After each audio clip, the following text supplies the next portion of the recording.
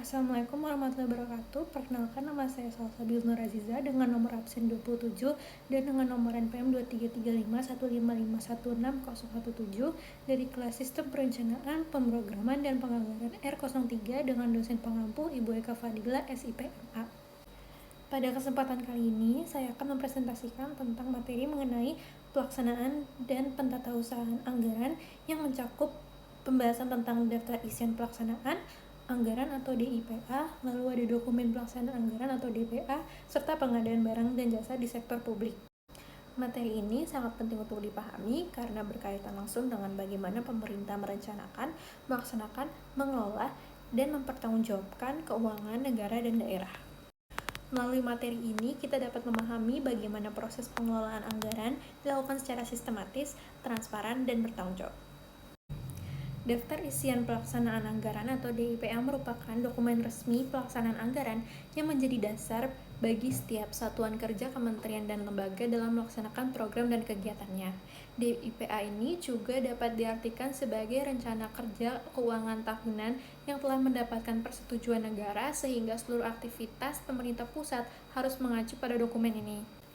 DIPA ini disusun oleh pengguna anggaran atau kuasa pengguna anggaran, lalu disahkan oleh Menteri Keuangan melalui Direktorat Jenderal Pembendaharaan. Proses ini itu menunjukkan bahwa DIPA itu memiliki kedudukan hukum yang sangat kuat sebagai dasar penggunaan uang negara. Fungsi DIPA ini sangat penting, antara lain itu sebagai pedoman pelaksanaan kegiatan bagi setiap satuan kerja, dasar pencairan dana oleh bendahara umum negara, lalu ada alat pengendalian dan pengawasan anggaran, serta sebagai perangkat akuntansi dan pelaporan keuangan pemerintah. Tanpa adanya DIPA ini, maka pelaksanaan kegiatan pemerintah itu tidak dapat dilakukan karena tidak memiliki dasar hukum dan dasar administratif dalam penggunaan anggaran.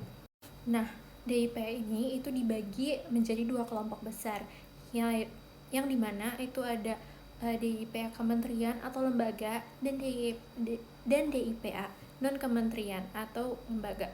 Nah, yang pertama itu DIPA kementerian yang terdiri atas dua jenis, yaitu ada DIPA induk yang merupakan gabungan dari seluruh DIPA satuan kerja dalam satu kementerian yang disusun berdasarkan unit eselon 1. Jumlahnya itu sekitar 287 dokumen.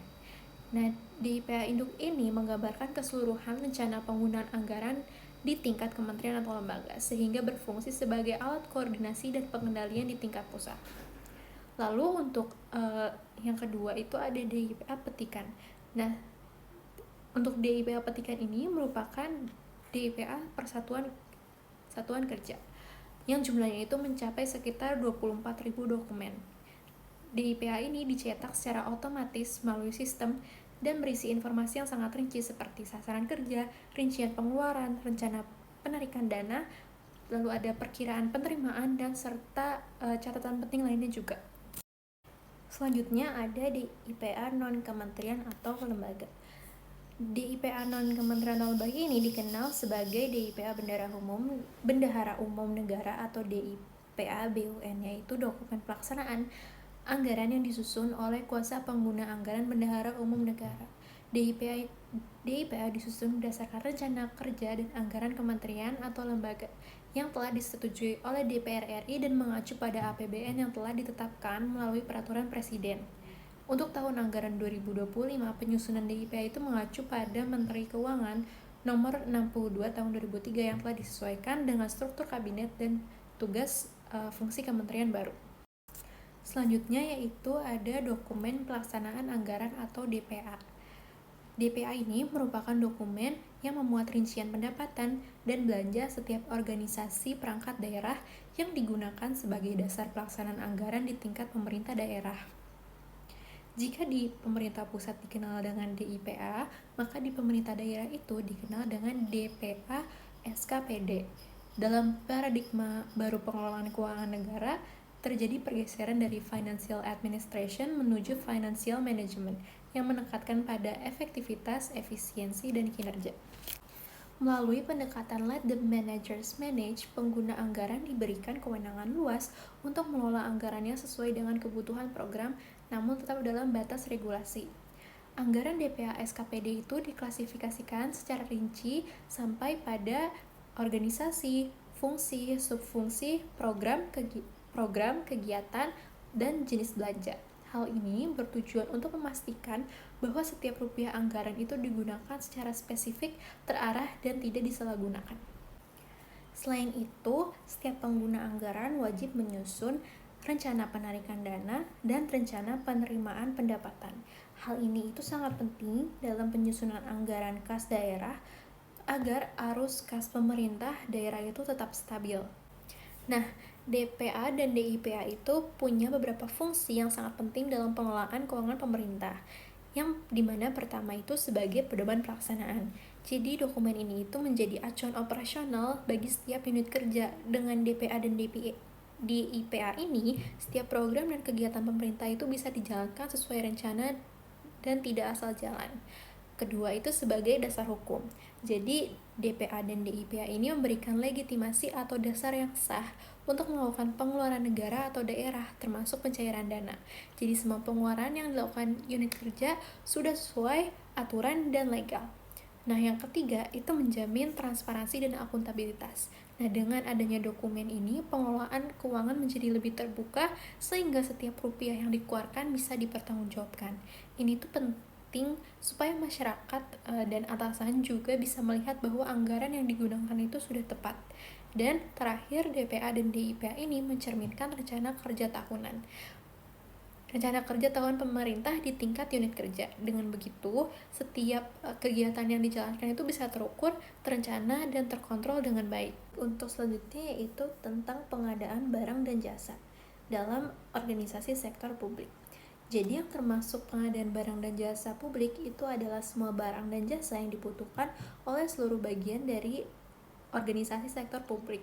Artinya bukan cuma satu bagian saja, tapi mencakup seluruh unit kerja yang membutuhkan. Kalau dilihat lebih luas, pengadaan barang dan jasa ini tidak hanya soal membeli barang, tapi juga mencakup strategi pengadaan, bagaimana barang dan jasa itu disimpan, didistribusikan, serta pemantauan kontrak dan manajemen penyedia layanan. Jadi prosesnya itu cukup kompleks dan harus dikelola dengan baik. Di sisi ekonomi, pengadaan barang dan jasa ini bisa dianggap sebagai aliran konsumsi. Mereka yang menjadi input yang digunakan oleh organisasi. Sementara itu, pekerjaan publik seperti pembangunan jalan, jembatan, gedung, dan fasilitas lainnya adalah output akhir yang bisa dilihat secara nyata. Jadi pengadaan barang dan jasa itu menjadi sangat penting karena menjadi dasar terciptanya pelayanan publik yang nyata dan bermanfaat bagi masyarakat. Nah, untuk standar dan spesifikasi untuk tender pengadaan konstruksi itu berbeda juga dengan pengadaan barang dan jasa yang lain. Itu tidak bisa disamakan karena jenis skala risiko masing-masing itu berbeda. Nah, selain itu dalam sistem desentralisasi, penerapan otonomi itu bisa membuat pejabat pelaksana lebih fleksibel dalam mendapatkan barang dan jasa. Nah, mereka itu bisa menyesuaikan pengadaan di bawah program yang didanai bagian pengadaan atau bahkan berperan sebagai entitas yang membawa kepentingan bagian pengadaan di unit masing-masing. Jadi, fleksibilitas ini itu dapat memberi ruang untuk efisiensi sekaligus memastikan kebutuhan unit itu kerja terpenuhi dengan cepat. Lalu selanjutnya itu ada tujuan pengadaan barang dan jasa publik. Nah, tujuan pengadaan ini tuh tidak hanya soal membeli barang atau jasa, tetapi lebih luas dan strategis. Yang pertama itu ada tujuan ekonomi. Dalam pengadaan, baik publik maupun swasta, tujuan ekonominya adalah bagaimana memperoleh barang dan jasa dengan spesifikasi yang dibutuhkan, tepat waktu, dan dengan harga yang terendah. Jadi, efisiensi dan efektivitas biaya sangat diperhatikan. Lalu yang kedua adalah substitusi impor. Strategi pengadaan publik itu bisa mendorong pertumbuhan industri lokal, misalnya dengan memberi kesempatan kepada pemasok lokal atau membatasi pembelian dari perusahaan asing. Nah, hal ini juga terkait dengan bagaimana perusahaan domestik bersaing dengan penawaran internasional yang biasanya diatur oleh organisasi donor seperti Bank Dunia. Lalu yang ketiga ada pengembangan persaingan. Nah, persaingan di sini itu berarti kesempatan yang sama bagi semua pemasok yang memenuhi syarat untuk bersaing dalam kontrak publik. Tujuannya tentu meningkatkan kualitas dan efisiensi pengadaan. Di negara berkembang, persaingan kadang terhambat karena pasar yang tidak sempurna, misalnya ada rintangan masuk atau kurangnya informasi bagi pemasok kecil atau baru. Lalu yang keempat adalah dimensi penataan atau good governance. Nah, prinsip ini itu menekankan aturan yang konsisten dalam pengadaan, mulai dari kualifikasi kontraktor, penyerahan penawaran, hingga manajemen kontrak. Nah, transparansi dan akuntabilitas itu menjadi kunci agar proses pengadaan itu bisa dipercaya dan dijalankan dengan baik. Lalu yang kelima, ada perlindungan terhadap kepentingan masyarakat.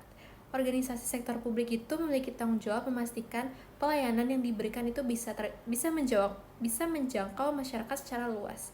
Jadi bukan hanya soal menyediakan barang atau jasa, tetapi juga memastikan manfaatnya sampai ke masyarakat. Lalu yang terakhir adalah perlindungan lingkungan. PBB menekankan pentingnya menjaga kualitas lingkungan dan mengurangi sampah melalui pengadaan barang dan jasa. Dengan kata lain, pengadaan juga harus memperhatikan keberlanjutan lingkungan, bukan hanya aspek ekonomi atau teknis saja. Nah, jadi bisa kita lihat bahwa pengadaan barang dan jasa publik itu multidimensional. Tujuannya itu tidak hanya efisiensi dan harga murah, tetapi juga mendorong industri lokal, menciptakan persaingan sehat, menjamin good governance, melindungi masyarakat, dan menjaga lingkungan. Lalu selanjutnya ada siklus pengadaan barang dan jasa di sektor publik, yang dimana pertama adalah penetapan peraturan pelaksanaan anggaran. Lalu yang kedua, distribusi anggaran ke masing-masing organisasi atau unit, dan dilanjutkan dengan pembuatan peraturan pengadaan barang dan jasa. Lalu dilanjutkan dengan penentuan program yang barang dan jasanya perlu dikelola.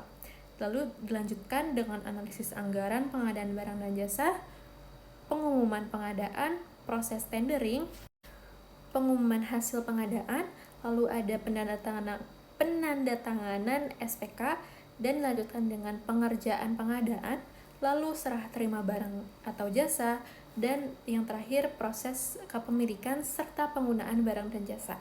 Jadi dapat disimpulkan secara keseluruhan dokumen DIPA, DPA, dan proses pengadaan barang dan jasa publik merupakan tulang punggung efektivitas dan akuntabilitas pemerintahan.